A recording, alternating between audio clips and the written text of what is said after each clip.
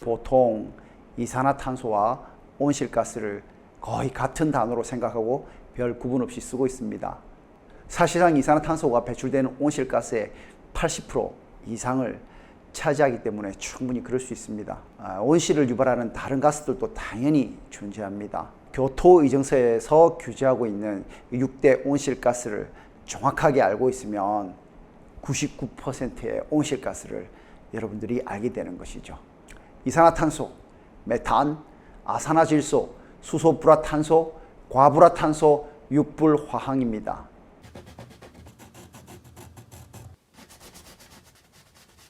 온실가스가 나쁘기만 한 것은 아닙니다. 온실가스가 지표면에서 방출되는 지구 복사 에너지를 흡수합니다. 전부는 아니고요. 일부를 좀 흡수하죠.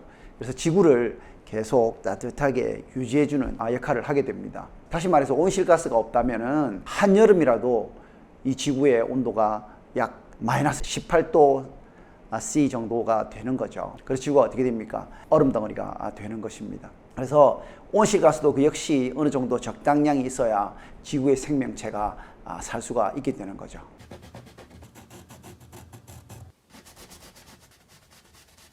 여러분들 고등학교 때 많이 배우셨죠, 그죠? 탄소 하나에 산소 두 개가 붙어야 안정화되는 거지 않습니까? 이 온실가스의 가장 큰 부분을 차지하고 있습니다, 이 이산화탄소가.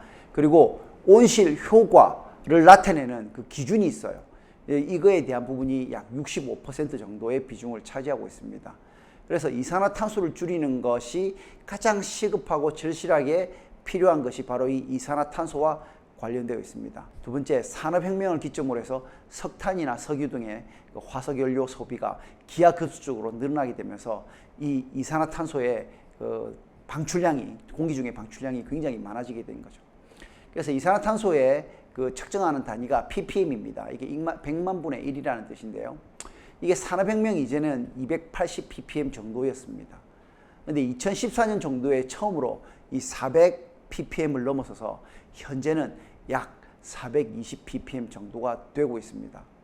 전체 대기에서 이산화탄소의 비중이 0.03%에서 0.04%가 된 것입니다.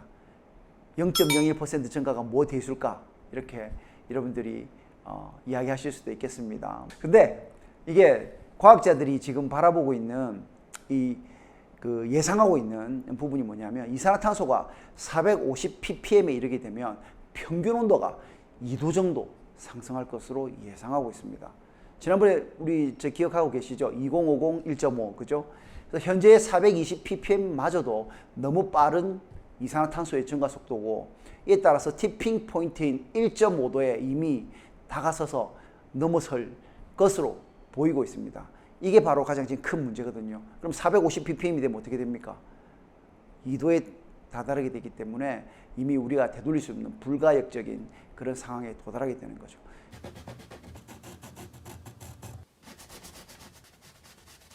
여러분, 메탄 잘 아시죠? 이건 또 C 하나에 H가 4개가 붙습니다. 그래서 생긴 게 메탄입니다. 이 메탄가스도 여러분들이 잘 알고 있는 겁니다. 그래서 방귀를 끼면 나오는 게 바로 이 메탄가스거든요. 근데 이 문제가 되는 것이 우리 사람들이 아니다라는 거죠. 가장 큰 문제가 뭐냐면 우리가 소비하는 쌀농사, 그리고 육식 등에 필요한 대규모 가축 사육에 따라서 이 가축들이 공기 중에 내뱉는 이 메탄가스가 가장 큰 이슈가 됩니다. 대략 소 한 마리가 하루에 소화 과정을 통해서 발생하는 메탄은 250리터 정도가 된다고 합니다. 그리고 음식물 등 이게 버려진 쓰레기가 썩는 과정에서도 생기는 게 바로 메탄이거든요. 온실 효과에 기여하는 기준에 메탄이 온실가스에 차지하는 비중은 15%에서 한 17% 정도가 됩니다. 결국 무시할 수가 없죠. 그래서 두 번째로 큰 게 이게 메탄인데, 이 이산화탄소는 대기 중에 100년에서 200년 동안 지속하고 있습니다. 안정적이라고 아까 제가 말씀드리지 않습니까? 근데 메탄은 이게 약간 불안정해요. 왜냐하면 H가 O하고 붙을 수가 있기 때문에. 그래서 약 12년 정도의 평균적으로 대기 중에 지속할 수 있다고 합니다. 그래서 메탄은 배출량을 감소할 방안을 준비하게 되면 가장 빠르게 온실가스 감축 효과를 볼 수 있는 가스이기 때문에 최근에 정부가 이 메탄에 좀 포커스를 맞춰가지고 이 부분을 줄이려는 노력을 가하고 있고, 이에 대한 연구들이 좀 진행이 되고 있다고 이렇게 아시면 되겠습니다.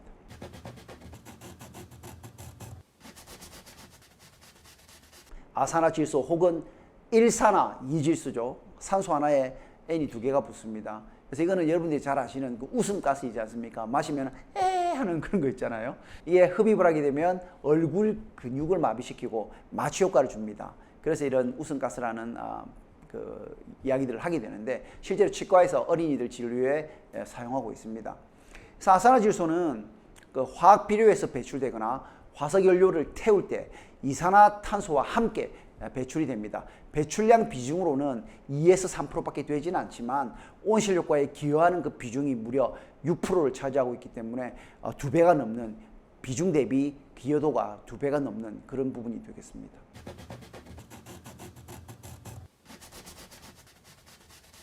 배출량 비중이 2, 3%인데 온실 효과 비중이 6%로 차이가 나는 거. 그죠?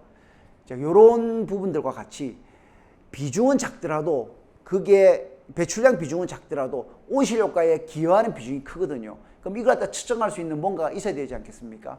그래서 온실 효과, 즉 지구 온난화에 기여하는 그 비중이 가스별로 다르기 때문에 이러한 비중을 지수로 치환해 가지고 지구 온난화 지수라는 글로벌 워밍 포텐셜이라 해서 GWP를 P의 그 개념을 만들어 가지고 쓰고 있습니다. 그래서 아산화질소는 이산화탄소보다 지구온난화 지수가 높고요. 지구온난화 지수가 이산화탄소 1kg과 비교해서 어떤 기체가 얼마만큼의 그 지구 가열 효과를 가지고 있는지를 상대적으로 평가하는 그런 개념이라고 생각하시면 되겠습니다. 이 GWP 지구온난화 지수에 따르면 다시 말해서 동일한 양 기준으로 이산화탄소에 비해 메탄은 약 21배, 아산화질소는 310배, 약 300배 이상의 더 강한 지구온난화 가열 효과를 보여주고 있습니다.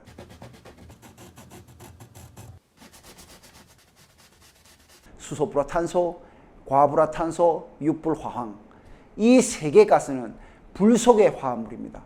그래서 자연에서 배출되는 게 아니라 100% 인간이 만들어낸 기체라고 보시면 됩니다. 예를 들면 뭐가 있을까요? 에어컨, 냉장고 이런 것에 들어가는 냉매 또는 반도체 공정 이런 데 사용되는 부분들입니다. 이 가스를 모두 다 합해도 배출량의 3% 정도밖에 되지 않습니다. 근데 문제가 이 하나하나가 굉장히 환경에 치명적입니다. 아까 온난화 지수를 말씀드렸는데요. 수소불화탄소나 과불화탄소는 각각 온난화 지수가 1300에서 7000 가까이 됩니다. 동일한 1kg이 나가게 되면 이산화탄소에 비해서 이 정도로 높다는 거죠. 그리고 육불화황은 무려 24000 지수를 가지고 있습니다. 그러니까 육불화황 1kg이 이산화탄소 2400g과 같은 정도로 지구온난화에 영향을 준다는 거죠. 더군다나 이 가스들은 대기 중에 인간이 만들어내다 보니까 사라지질 않고 인위적으로 만들어서 너무 단단한 거죠. 3200년 이상 지속되고 있다는 것도 큰 문제입니다. 다시 말해서 지속적으로 끊임없이 사라지지 않고 지구에 영향을 준다는 거죠.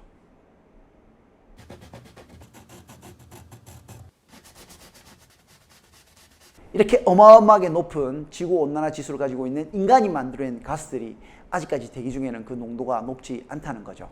예를 들면 육불화황의 경우 2018년에는 대기 중에 그 농도가 9.5 ppt, 이 9.5 ppm보다 훨씬 낮은 그런 ppt의 단위로 해서 9.5 ppt로 지구온난화 기여도가 이산화탄소의 0.005%였습니다.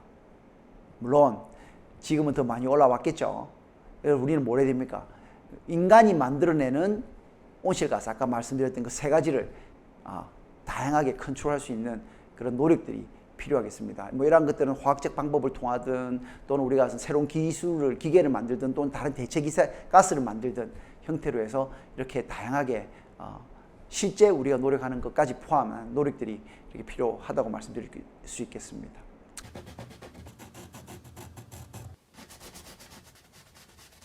그래서 여러분, 오늘은 지구온난화를 일으키는 6대 온실가스에 대해 알아봤습니다. 그 6개의 가스 중 절반이 아까 말씀드렸듯이 인공적으로 만들어지고 이러한 부분들은 우리 인간의 노력으로 충분히 컨트롤할 수 있습니다.